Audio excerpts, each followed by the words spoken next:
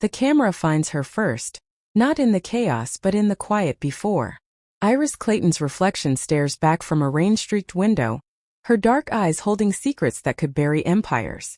Her hands, steady as they fold a white napkin, have held far deadlier things. They say you can't outrun your past. Her voice narrates, low and hypnotic. They're wrong. You can run for years, cross continents, through a dozen different names. But eventually, your past doesn't just catch up. It walks through the front door wearing a three-piece suit and orders the most expensive wine on the menu. Thunder rolls outside the Azure table. Tonight, 3 separate wars will collide in this restaurant. Only one side will walk out. You're about to witness something most people will never see, the moment when a single person decides that running is over. That survival isn't enough anymore. Drop a fire in the comments if you're ready for this journey and tell me. Have you ever had to face something you've been running from? Hit subscribe because this story doesn't just end. It explodes. And trust me, you don't want to miss a single second. The Azure table wasn't just a restaurant. It was a cathedral of wealth. Crystal chandeliers caught the light like trapped stars. Each table cost more than most people's monthly rent just to reserve. The clientele? Politicians hiding bribes in briefcases. CEOs negotiating mergers that would destroy thousands of lives. Actors pretending their scandals didn't exist. And moving between them like a ghost? Iris Clayton. Her uniform was pressed to perfection. Her smile was practiced and empty. She refilled water glasses, recommended wine pairings, laughed at jokes that weren't funny. To everyone watching, she was invisible, just another service worker in a world built on people being invisible. But Iris wasn't serving these people. She was studying them. Every exit, every security camera blind spot, every person who might be a threat. Because Iris Clayton wasn't her real name. And being a waitress wasn't her real job. He sat at table 9, the corner booth with sightlines to both entrances. Daniel Kang didn't get to his position by being careless.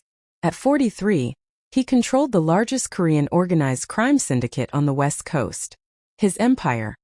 Gambling, protection, high-end theft, and something far more valuable, information. But tonight Daniel looked tired. The kind of exhaustion that comes from watching your back for 20 years straight. His 4 bodyguards sat at strategic positions. Sung-ho, his right hand, sat closest, a former North Korean defector whose loyalty was earned through blood, not money. Marcus, the American muscle, covered the kitchen entrance. 2 others, Dae-young and Min-soo, watched the front. Iris approached his table with a water pitcher. Their eyes met for exactly 3 seconds. She saw recognition flicker there. He'd seen her file once, years ago, when she worked for someone he'd briefly partnered with. Back when she went by a different name.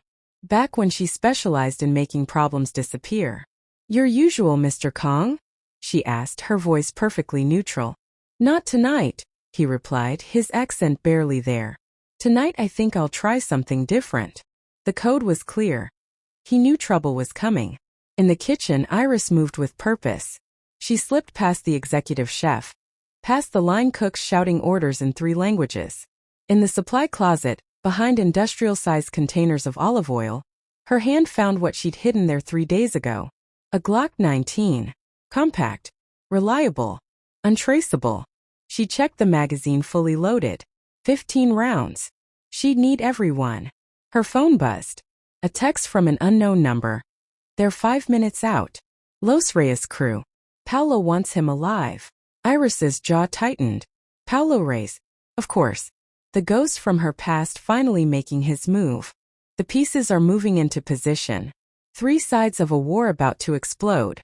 Before we go further, I need you to do something. Look at your subscribe button. Is it red? If not, hit it now because what happens in the next 30 seconds will change everything. Drop your country flag in the comments.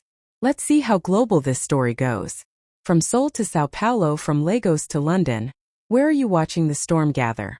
6 years ago. Medellin, Colombia. Iris wasn't Iris then.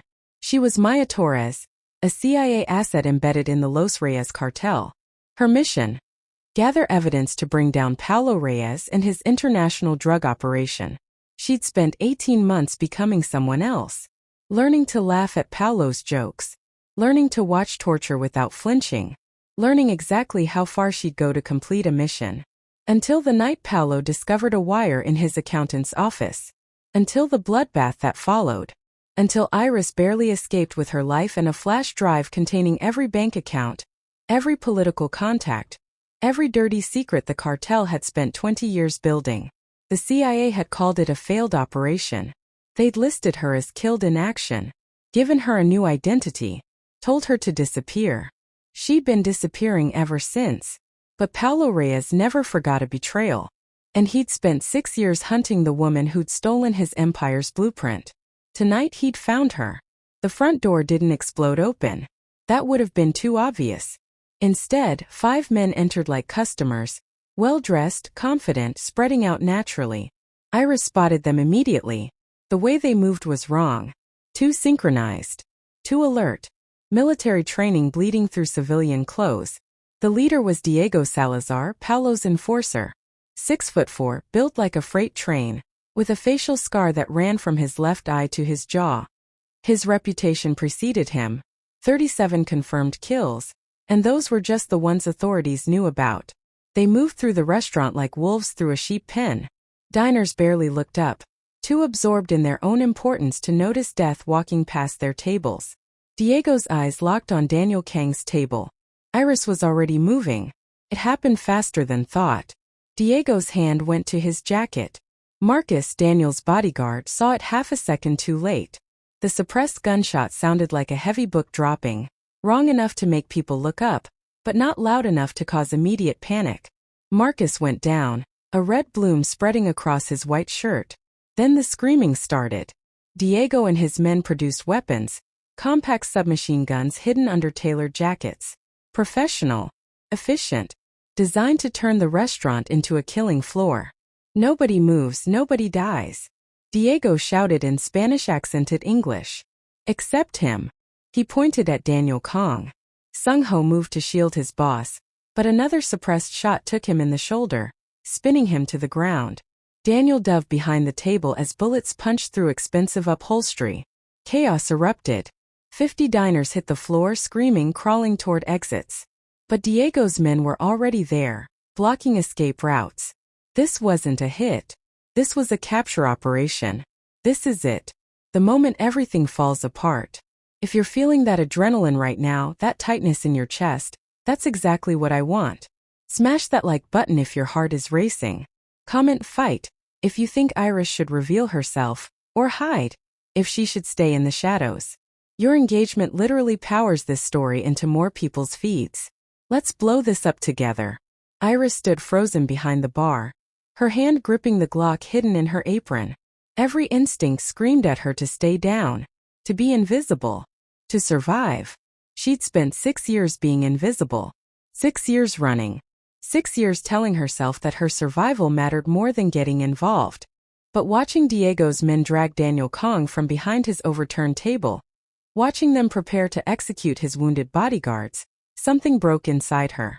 Not her fear, but her acceptance of it. She thought of every person she'd watched die while staying hidden.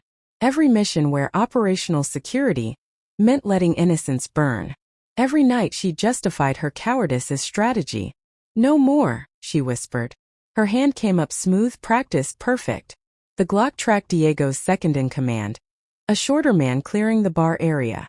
One breath. One squeeze. The shot took him in the temple, dropping him instantly. Diego's head snapped around, eyes wide with surprise. What? Iris stepped over the body, gun raised, voice carrying across the silent restaurant. Hello, Diego. Been a while since Medellin. Diego's face went pale, then flushed with rage. Maya? Maya fucking Torres. Not anymore, Iris replied, advancing.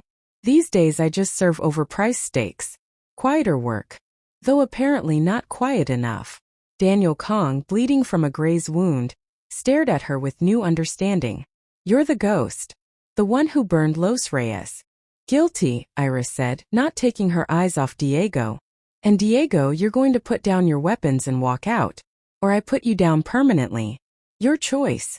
Diego laughed, a harsh bark of disbelief. You think you can take 4 of us? No, Iris admitted. I think I can take 3 of you. And your boss will kill you for failing. So really I'm doing you a favor. The standoff hung in the air, balanced on a razor's edge. Then Diego smiled. Paulo said you'd show yourself if we came after Kang. Said you couldn't help being a hero. He raised his radio. She's here, Jeeve. Just like you said. Iris's blood ran cold. This wasn't a hit on Daniel Kang. This was a trap. For her. The kitchen door swung open, and Paulo Reyes walked out like he owned the place. At 51, he looked like a successful businessman. Tailored suit, silver hair, warm smile. Only his eyes gave away the monster underneath. Flat, dark, utterly devoid of mercy. Behind him came 6 more men. Professional soldiers, not street thugs. Maya, Paulo said warmly, like greeting an old friend. Or should I call you Iris? I've always wondered what name you sleep under these days. What name you whisper to yourself in the dark, when you remember what you did to me. Iris kept her gun trained on Diego, but her peripheral vision tracked the new threats. 12 armed men total. 50 civilian hostages. No backup. No escape route that didn't involve a massacre. Paulo, she replied evenly. You're looking well. Prison rumors of your death were greatly exaggerated. I find it useful to be dead, Paulo said, circling slowly. The dead can move freely. No warrants. No surveillance. Just a ghost hunting another ghost. He stopped, his smile widening. You cost me 3 years and $600 million, Maya. Did you really think I'd let that go? Hoped, Iris admitted. But I'm not an optimist. Paulo gestured around the restaurant. Here's what's going to happen. You're going to give me the flash drive. The original with all my financial records, political contacts, and operational details. Then you're going to come work for me again. Pass, Iris said flatly. I wasn't finished. Paulo's voice hardened. If you refuse, my men start executing 1 hostage every 30 seconds. Starting with. His eyes scanned the cowering diners. That woman there. The one hiding under table 6 with her daughter. A sob broke out from the indicated table. Iris's jaw clenched. You're a monster, she said quietly. Yes, Paulo agreed. But I'm a monster you helped create. Every file you stole, every operation you disrupted, every lieutenant you helped arrest, do you know what filled that vacuum? Worse monsters. The Sinaloa cartel moved into my territory. The violence tripled. So really, Maya, you didn't save anyone. You just changed which devil was in charge. The words hit harder than Iris wanted to admit. This is where it gets real. Is Paulo right? When you try to fight evil, do you just create space for worse evil? Philosophy gets messy when lives are on the line. Drop a comment with your take. Is Iris a hero or just another player in a broken game? And smash subscribe because this moral labyrinth only gets deeper. Daniel Kang, still on the floor but very much alive, coughed blood and laughed. She's not going to work for you, Reyes. Paulo turned, eyebrow raised. And why is that, Mr. Kang? You offering her a position? I hear your organization has openings. Did my men create those, by the way? No, Daniel said, pulling himself to his feet with visible effort. I'm offering her partnership. He looked at Iris. You took down Los Reyes from the inside. I've spent 5 years trying to do the same from the outside. Together? We could finish what you started. Touching, Paulo sneered. The crime lord and the spy. But you're forgetting something. I have the guns. I have the hostages. I have every advantage. Daniel smiled, blood on his teeth. You're forgetting something too. This is my city. My restaurant. My security system. He pressed something on his watch. Steel shutters slammed down over every window and exit. Emergency lights bathed everything in red. The restaurant became a locked box. No one in, no one out. Now, Daniel said, we're all trapped together. So let's negotiate properly. The restaurant had transformed into a prison. Hostages huddled in corners. 3 separate armed factions faced each other across blood-stained marble floors. Paulo's 12 men. Daniel's surviving 2 bodyguards. And Iris standing alone in the middle with 1 gun and 15 bullets. I activated the silent alarm before you locked us in, Paulo said calmly. Police will breach in approximately 12 minutes. Not enough time to negotiate anything meaningful. Then let the hostages go, Iris proposed. This is between us. No, Daniel interjected. Let the women and children go. The men stay. They're all criminals anyway, politicians, CEOs, cartel lawyers. They knew what they were sitting down to. Paolo considered this acceptable. But the girl stays. He pointed at Iris. The rest can walk. Why? Iris demanded. Because, Paolo said softly, you owe me 3 years of my life, and I'm going to take 30 years of yours. One way or another.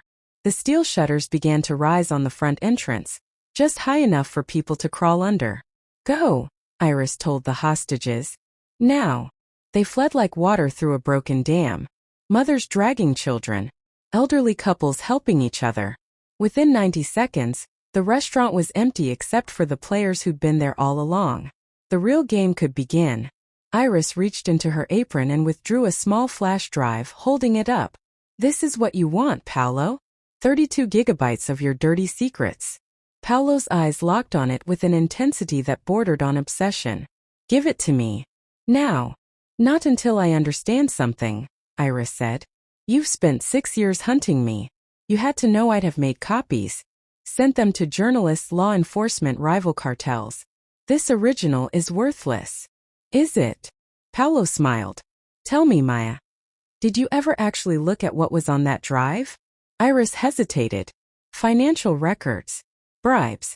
Operational details. You forgot one folder, Paolo said.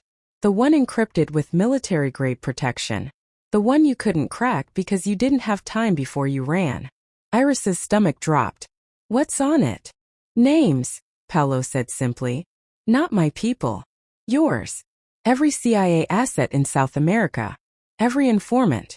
Every officer running operations south of the border. 500 names. 500 lives. He let that sink in. I couldn't access it either.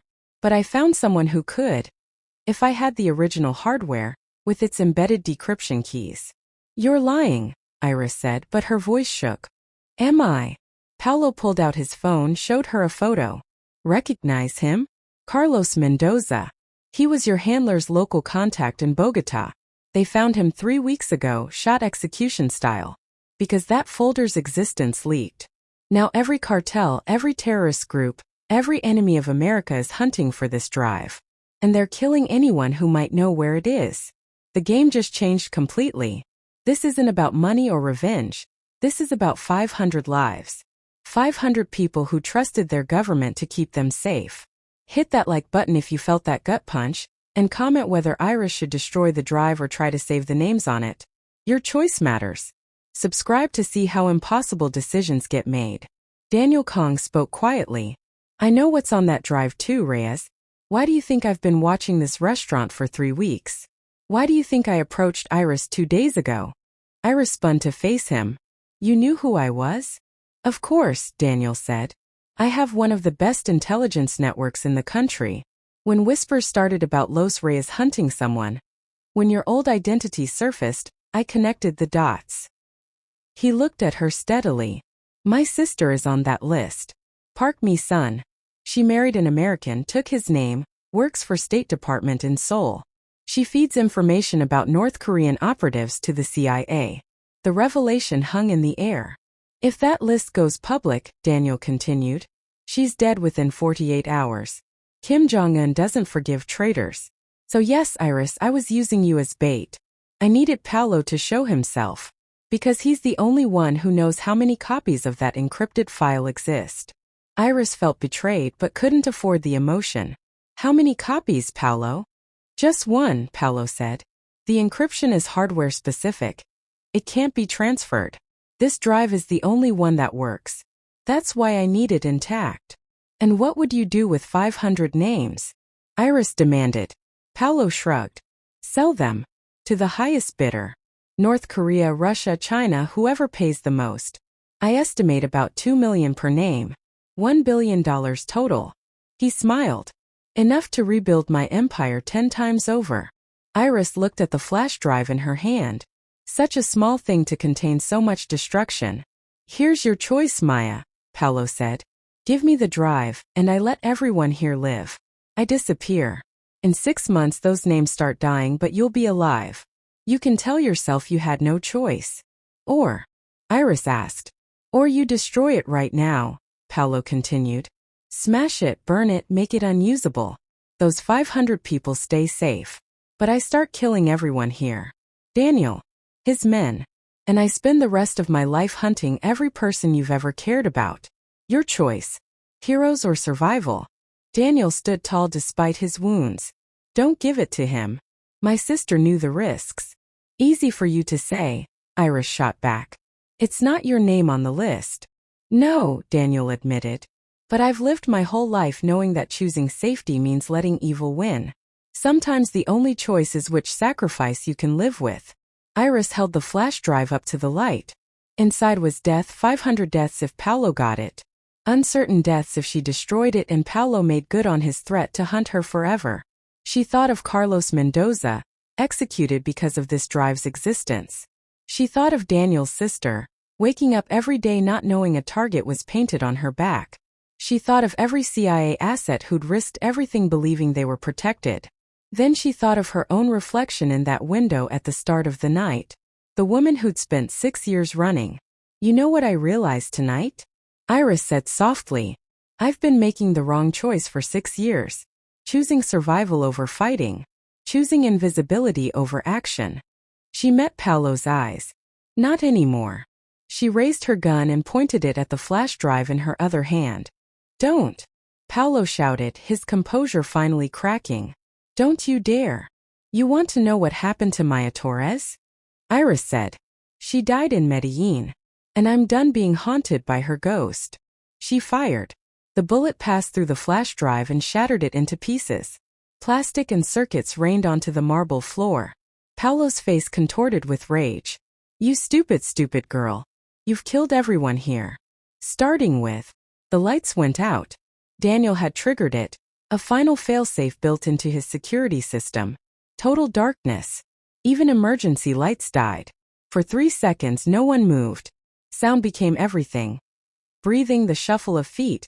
The click of someone switching their gun's safety off. Then Paolo roared. Night vision. Find her. Muzzle flashes lit the darkness like lightning. Bullets ripped through the air, punching through walls, shattering what remained of the restaurant's elegance. Iris was already moving. She knew this space, had spent 3 days mapping every inch while playing Waitress. She rolled behind the bar as rounds chewed through the wood above her head. Daniel and Sung-ho moved right, taking cover behind the overturned tables. Return fire blazed from their position, 2 guns against 12. The battle became a nightmare ballet of sound and flash. Can you feel it? The darkness? The chaos? The way your heart pounds when you can't see the enemy? That's where we are now. Drop a high voltage. If you're feeling this intensity, share this story with someone who needs this level of adrenaline. And if you haven't subscribed yet, what are you waiting for?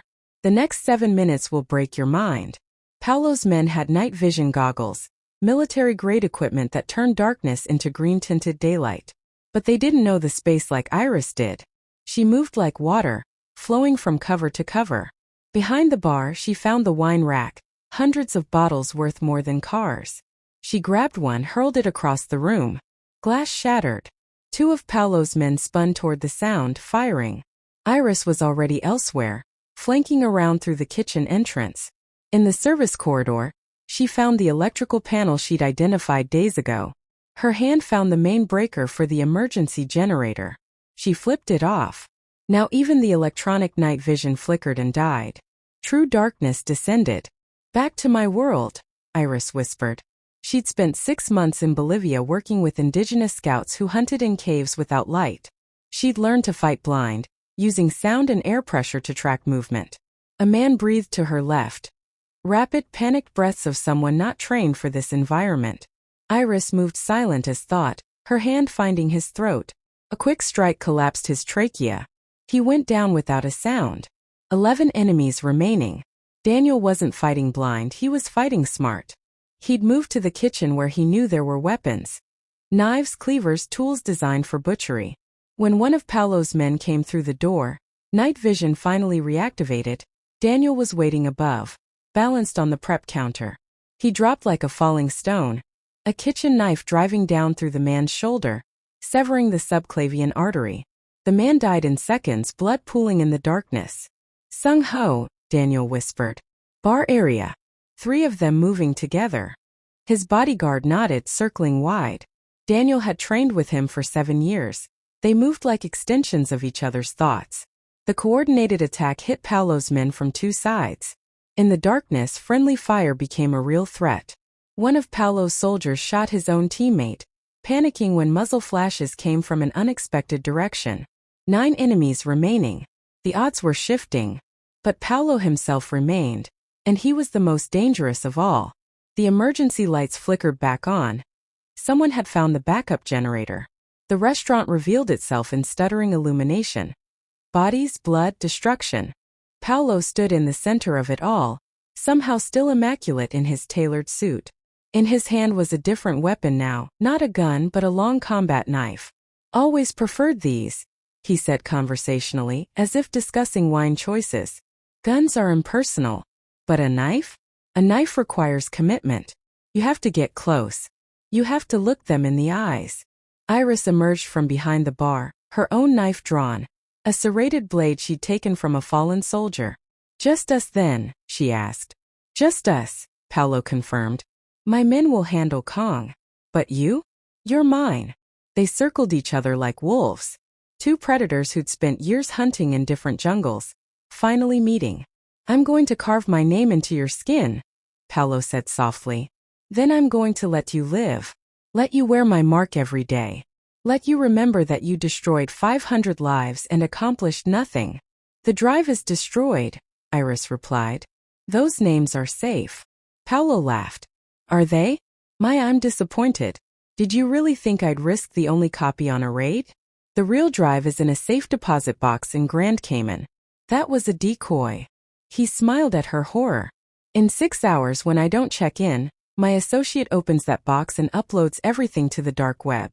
Every name, every address, every family member. The revelation hit Iris like a physical blow. You're lying. Am I? Paolo lunged. Steel met steel in the flickering light. Paolo was trained special forces somewhere in his past, Iris guessed. His strikes were precise, economical, designed to disable rather than kill. He wanted her to suffer. Iris parried, riposted, gave ground. Her waitress uniform tore as Paolo's blade skimmed her ribs. A shallow cut, but it burned like fire. First mark, Paolo said, breathing steady. How many until you break? Iris didn't answer. She was thinking, calculating. If Paolo was telling the truth about the backup drive, destroying it here changed nothing. But if he was lying, if this had been the only copy, then his fury made sense. She had to make him reveal the truth. The drive was fake, Iris said, ducking under a slash. You're panicking because your leverage just disappeared. Is that what you think? Paolo drove her back against a pillar. His knife pinned her sleeve to the wood, his face inches from hers. You really want to bet 500 lives on your read of me? This is it. Everything comes down to whether Iris can read her enemy. Whether she destroyed the only leverage or just made things worse. Hit that like button if you'd make the same choice she did. Comment whether you think Paolo is bluffing. And smash subscribe because the next 90 seconds will answer everything. Iris didn't answer with words. She answered with action. Her free hand struck Paolo's knife arm, hyperextending the elbow. As he gasped, she tore her sleeve free and drove her knee into his solar plexus. Paolo stumbled back, and for the first time Iris saw fear in his eyes. That's when she knew. He'd been bluffing. The drive was the only copy. His empire's secrets had just been destroyed. All that remained was his reputation, and she was about to destroy that too. The problem with being a ghost, Paolo, Iris said, advancing now, is that ghosts can't rebuild empires. You're finished. Everyone who feared you will smell blood. Your allies will abandon you. Your enemies will close in.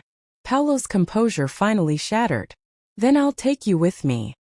He charged with the desperation of a dying animal. But desperation makes mistakes.